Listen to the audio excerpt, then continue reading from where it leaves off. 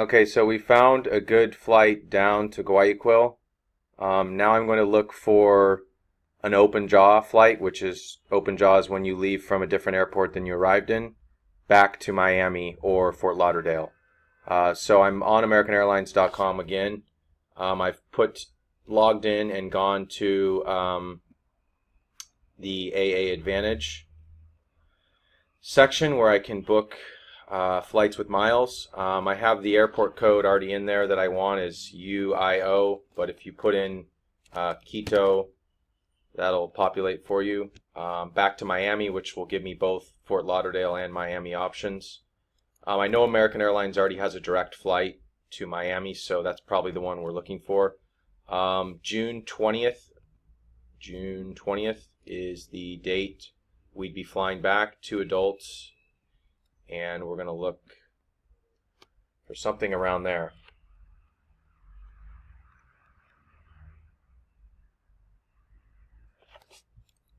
Okay, so show the full calendar again, and we're going to see that we can see the flights have gone up. The Sabre flights have gone up to 17,500, which is still a good value. United is minimum of 20,000 one way. So let's click on Saturday the 20th. That gives us 2 full weeks and see what flight is available.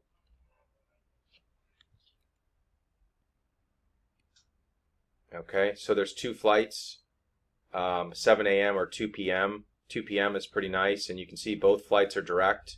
When you click on the flight details, they show you 4 hours and 15 minutes, so that's a great option. I like the 2 p.m. I think you would too. So that would be my choice. Again, you're going to click continue after selecting that and move to inputting the information. You can see the taxes have gone up. Well, they've gone up from our last booking because you are leaving from a different airport and going back into the U.S. So taxes are 197 total. That's about 98 a person, plus 35,000 miles. So that's a great deal. Here's where you'd put in your passenger information and then click continue and book like a regular flight. Now, I'm also going to look at United because I know you have a lot of United miles and also Chase points which transfer to United. So I'm going to sign into, again, United.com using my frequent flyer number and password and do a search on United. So I go to reservations, make flight reservation, and then I'm going to do a one-way. And United has to research every time you do that. One thing I want to do is change Quito. Let's look at Fort Lauderdale. I know that United doesn't have a direct, so if you go to Miami or Fort Lauderdale, you're going to have to connect most likely in Panama through one of their partners. So let's look at Fort Lauderdale, which would be probably more convenient unless you're leaving a car at Miami Airport. Let's change to 2 adults. And then at the very bottom, most importantly, let's book award travel instead of a price, which will give you dollars. So let's search for that. United will also give you a nice calendar.